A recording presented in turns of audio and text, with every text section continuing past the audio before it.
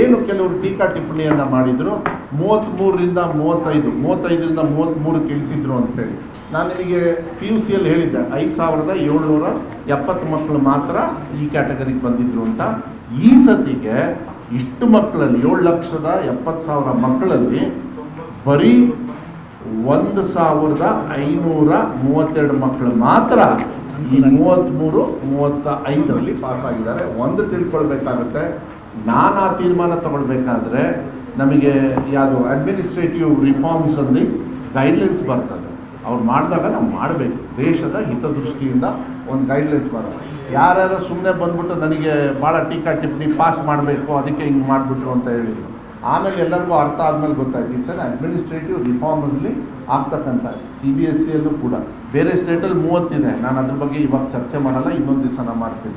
ಆದರೆ 33ರಿಂದ 35ಕ್ಕೆ ಪಾಸ್ ಆಗಿರ್ತಕ್ಕಂಥ ಮಕ್ಕಳು ಶ್ರೀನಿವಾಸ್ ಅವರೇ ಬರೀ 1,532. ಗೊತ್ತಾಯ್ತಲ್ಲ?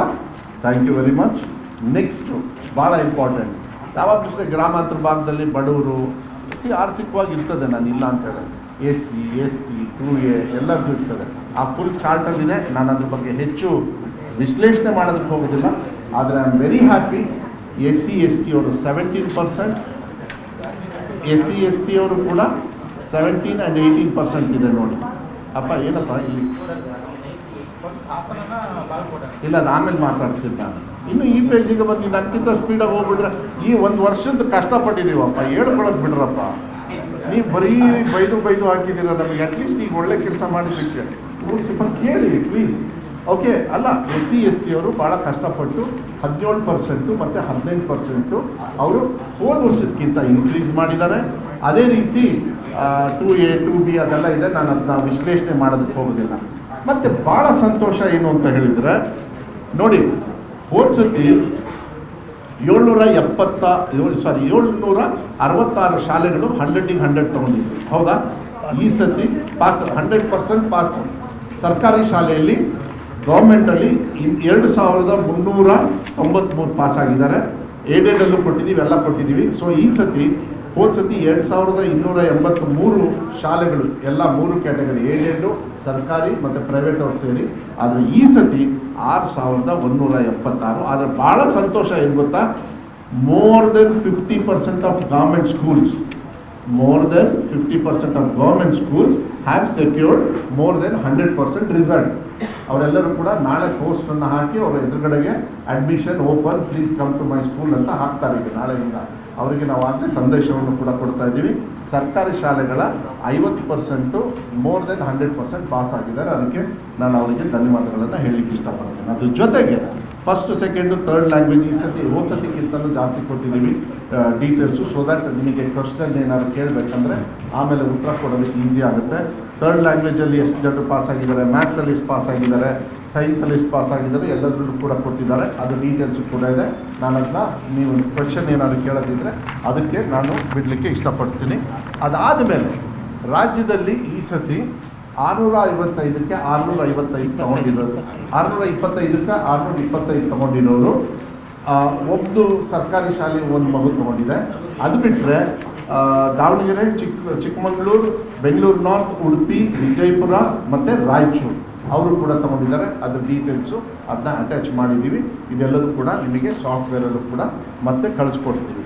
ಇದು ನೆಕ್ಸ್ಟ್ ಒಂದು ನಾನು ಇದನ್ನು ಈ ಯಾವ ಡಿಸ್ಟ್ರಿಕ್ಟ್, ಈಗ ನಮ್ಮ ಸ್ನೇಹಿತರು ಕೇಳಿದರು ಯಾವ ಡಿಸ್ಟ್ರಿಕ್ಟ್ ಫಸ್ಟು, ಯಾವ ಡಿಸ್ಟ್ರಿಕ್ಟ್ ಸೆಕೆಂಡು ಅಂತ. ನಾನು ಯಾವ ಡಿಸ್ಟ್ರಿಕ್ಟ್ ಫಸ್ಟು, ಯಾವ ಡಿಸ್ಟ್ರಿಕ್ಟ್ ಸೆಕೆಂಡು ನಾನು ಹೇಳೋದಕ್ಕೆ ಹೋಗೋದಿಲ್ಲ. ಇವತ್ತು ನಾನು ಬೇರೆ ರೀತಿ ಹೇಳ್ತೀನಿ ಇದನ್ನ ವಿಶ್ಲೇಷಣೆಯನ್ನು. ಏನಂತ ಹೇಳಿದರೆ, ಯಾವ ಡಿಸ್ಟ್ರಿಕ್ಟ್ ಅವರು ಪರ್ಸೆಂಟೇಜ್ ವೈಸು ಇಂಪ್ರೂವ್ಮೆಂಟ್ ಮಾಡ್ಕೊಂಡಿದ್ದಾರೆ ಅವ್ರಿಗೆ ನಾವು ಶಬಾಷ್ಗಿರಿ ಕೊಡಲೇಬೇಕಲ್ವ. ಯಾಕೆಂದರೆ ಅವರೇ ಬರ್ಸ್ತಿದ್ರು. ನಾನು ಕಲ್ಯಾಣ ಕರ್ನಾಟಕಕ್ಕೆ ಹೋದಾಗ ನನಗೆ ಪ್ರಶ್ನೆ ಕೇಳೋರು, ಇಲ್ಲ ನಮ್ಮನ್ನೆಲ್ಲ ನೀವು ಈ ಥರನೇ ಇಟ್ಬಿಟ್ಟಿದ್ದೀರಾ ಅಂತ.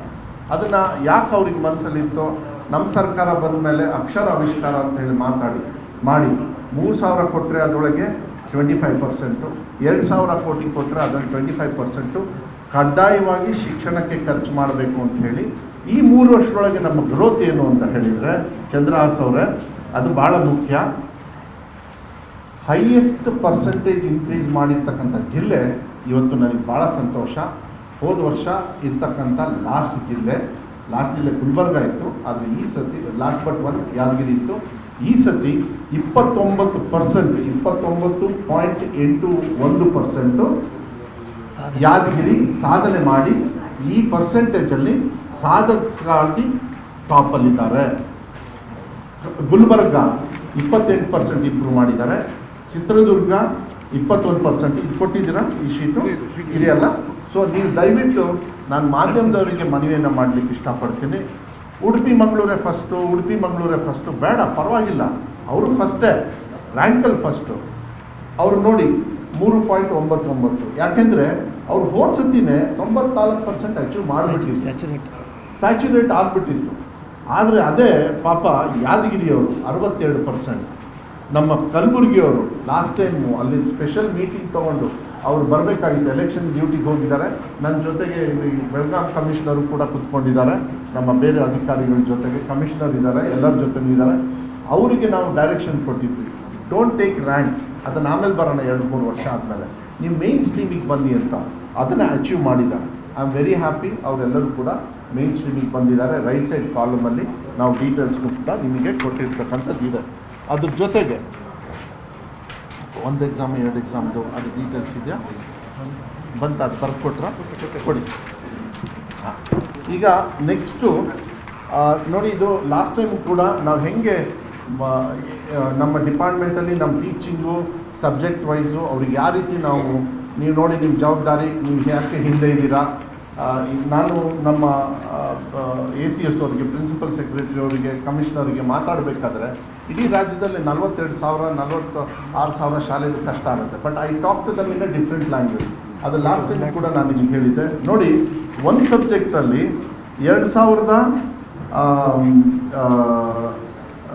ಏನು ಎಲ್ಲಿದೆ, ಹಾಂ, ಒಂದು ಸಬ್ಜೆಕ್ಟಲ್ಲಿ ಫೇಲ್ ಆಗಿದ್ದು ಹೋದ ಸತಿ 15,000 ಮಕ್ಕಳು. ಅದು ಕೊಟ್ಟಿದ್ದೀರಾ? ಶೀಟ್ ಕೊಟ್ಟಿದ್ದೀರಾ?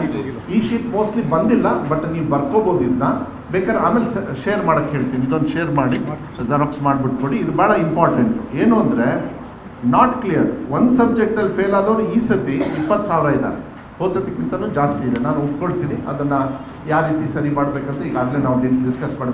ಬಟ್ ಹೋದ ಸತಿ ಬರೀ 15,000 ಇದ್ರು ಅಷ್ಟೇ ಒಂದು ಸಬ್ಜೆಕ್ಟಲ್ಲಿ ಫೇಲ್ ಆದರು. ಅದೇ ಚೇಂಜ್ ಆಗುತ್ತೆ. 2 ಸಬ್ಜೆಕ್ಟಲ್ಲಿ ಫೇಲ್ ಆದವರು ಹೋದ ಸತಿ 28,000 ಇದು 2 ಸಬ್ಜೆಕ್ಟಲ್ಲಿ ಫೇಲ್ ಆದರು. ಈ ಸತಿ 10,500 ಇದ್ದಾರೆ, 10,500. 3 ಸಬ್ಜೆಕ್ಟಲ್ಲಿ ಫೇಲ್ ಆದವರು ಹೋದ ಸತಿ 28,000 ಇದ್ದರು 3 ಸಬ್ಜೆಕ್ಟಲ್ಲಿ. ಈ ಸತಿ 6,100 ಮಾತ್ರ ಇದ್ದಾರೆ. 4 ಸಬ್ಜೆಕ್ಟಲ್ಲಿ ಫೇಲ್ ಆದವರು ಹೋದ ಸತಿ 25,000 ಮಕ್ಕಳಿದ್ದರು. ಈ ಸತಿ 3,800 ಮಕ್ಕಳು. 5 ಸಬ್ಜೆಕ್ಟಲ್ಲಿ ಫೇಲ್ ಆದವರು ಹೋದ ಸತಿ 25,000 ಮಕ್ಕಳಿದ್ರು. ಈ ಸತಿ 2,500 ಮಕ್ಕಳು. 6 ಸಬ್ಜೆಕ್ಟಲ್ಲಿ ಫೇಲ್ ಆದವರು 6 ಸಬ್ಜೆಕ್ಟಲ್ಲಿ ಹೋದ ಸತಿ 37,000 ಇದ್ದರು. ಈ ಸತಿ 7,400 ಇದ್ದಾರೆ. ಸೊ ನಮ್ಮ ಟಾರ್ಗೆಟ್ ಯಾಕೆ ಇದನ್ನು ಹೇಳ್ತಾ ಇದ್ದೀವಿ ಅಂದರೆ, ನಾನು ಆಗಲೇ ಇವತ್ತು ಇನ್ಸ್ಟ್ರಕ್ಷನ್ಸ್ ಕೊಟ್ಟಿದ್ದೀನಿ. ಇದಾದಮೇಲೆ ನಮ್ಮದು ಮೀಟಿಂಗ್ ಇದೆ. ಯಾರ್ಯಾರು ಫೇಲ್ ಆಗಿದ್ದಾರೆ ಒಂದು ಸಬ್ಜೆಕ್ಟಲ್ಲಿ ಇರ್ಬೋದು, 6 ಸಬ್ಜೆಕ್ಟ್. ಸೊ 6 ಸಬ್ಜೆಕ್ಟು ಅಂದರೆ ಅಲ್ಲಿಗೆ ನಾವು ಟಾರ್ಗೆಟ್ ಮಾಡಬೇಕು. ಅಲ್ಲಿ ಇಲಾಖೆಯವರು ಇರ್ಬೋದು, ನಮ್ಮ ಟೀಚರ್ಸ್ ಇರ್ಬೋದು, ನಮ್ಮ ಕೊರತೆಗಳು ಇದ್ದಾವೆ, ಅದನ್ನು ಐಡೆಂಟಿಫೈ ಮಾಡಿ ಈ 2ನೇ ಎಕ್ಸಾಮು ಈಗ ಅದ್ರ ಬಗ್ಗೆ ಮಾತಾಡ್ತೀನಿ. ಅಷ್ಟೊಳಗೇ ನೀವು ರೆಡಿ ಮಾಡಬೇಕು, ಅವರಿಗೆ ಮೇನ್ ಸ್ಟ್ರೀಮಿಗೆ ಕರ್ಕೊಂಡ್ಬರ್ಬೇಕಾಗಿ. ಇವರೆಲ್ಲ 1, 2, 3 ಸಬ್ಜೆಕ್ಟಲ್ಲಿ ಪಾಸ್ ಆದವರು ಆಟೋಮೆಟಿಕಲಿ ನೆಕ್ಸ್ಟ್ ಎಕ್ಸಾಮಿಗೆ ಪಾಸ್ ಆಗಿಬಿಡ್ತಾರೆ ಇದೇ ವರ್ಷಕ್ಕೆ. ಬಟ್ 6 ಸಬ್ಜೆಕ್ಟಲ್ಲಿ ಫೇಲ್ ಆದವರು ಹೋದ ಸತಿ 37,000ನ ಚೆನ್ನಾಗಿ ಸಕ್ಸಸ್ ಮಾಡಿದ್ದಾರೆ ಇಲಾಖೆಯವರು. ಆದರೂ ಕೂಡ ನ್ಯೂನತೆ ನಮ್ಮಲ್ಲಿದೆ. 7,400 ಜನರು ಕೂಡ ಎಲ್ಲ ಸಬ್ಜೆಕ್ಟ್ಗಳು ಫೇಲ್ ಆಗ್ತಾರೆ. ಅಂದರೆ ಅದು ಮೋಸ್ಟ್ಲಿ ಅಟೆಂಡೆನ್ಸ್ ಇರಲ್ಲ, ಬರೋದಿಲ್ಲ, ತಂದೆ ತಾಯಿಯವರು ಹುಷಾರಿಲ್ಲ. ನಾನು ಕೇಳಿಕೊಂಡೆ ಯಾಕೆ ಅಂತೇಳಿ. ಯಾಕಂದರೆ ನಿನ್ನೆ ನಾವೊಂದು ರಿವ್ಯೂ ಮಾಡಿದ್ವಿ. ಆ ಟೈಮಲ್ಲಿ ಅವರು ಹೇಳಿದ್ರು, ಇಲ್ಲ ಸರ್, ಕೆಲವು ಕಡೆಗೆ ಕೆಲವರು BO ಅವ್ರಿಗೆ ಮಾತಾಡಿದ್ರು, ಹೆಡ್ ಮಾಸ್ಟ್ರಿಗೆ ಸ್ಟ್ರೈಟ್ ಫೋನ್ ಮಾಡಿದಾಗ ಮಕ್ಕಳ ಹೆಸರು ತಗೊಂಡಾಗ, ಇಲ್ಲ ಸರ್ ಆ ಮಗು ಬರೋದೇ ಇಲ್ಲ, ಆಮೇಲೆ ಅವ್ರಿಗೆ ಆಸಕ್ತಿ ಇಲ್ಲ, ಕೂಲಿ ಕೆಲಸ ಮಾಡ್ತಾರೆ, ಇಲ್ಲ ಅವ್ರ ತಂದೆ ತಾಯಿಯಲ್ಲಿ ಮನೇಲಿ ದುಡಿಯೋರು ಇರೋಬ್ರೆ. ಇದೆಲ್ಲ ಕೂಡ ಸಾಕಷ್ಟು ಸ್ಟೋರೀಸ್ ಇದೆ. ಅದನ್ನು ಇನ್ನೊಂದು ದಿವಸ ನಾನು ಹಂಚ್ಕೊಳ್ತಕ್ಕಂಥ ವ್ಯವಸ್ಥೆಯನ್ನು ನಾನು ಮಾಡಲಿಕ್ಕೆ ನಾನು ಇಷ್ಟಪಡ್ತೀನಿ. ನಿರ್ಭೀತ, ನಿಷ್ಪಕ್ಷಪಾತ, ವಿಶ್ವಾಸಾರ್ಹ ಸುದ್ದಿಗಳಿಗೆ ಮತ್ತೊಂದು ಹೆಸರಾಗಿರುವ ನ್ಯೂಸ್ 18 ಕನ್ನಡ ಈಗ ಆಪ್ನಲ್ಲೂ ಲಭ್ಯವಿದೆ. ದಯವಿಟ್ಟು ಇಲ್ಲಿರುವ QR ಕೋಡ್ ಸ್ಕ್ಯಾನ್ ಮಾಡಿಕೊಂಡು ಆಪ್ ಡೌನ್ಲೋಡ್ ಮಾಡೋದಕ್ಕೆ ಮರಿಬೇಡಿ. ನಿಮ್ಮ ಬೆಂಬಲ ಹೀಗೆ ಸದಾ ನಮ್ಮೊಂದಿಗಿರ್ಲಿ. ಧನ್ಯವಾದ.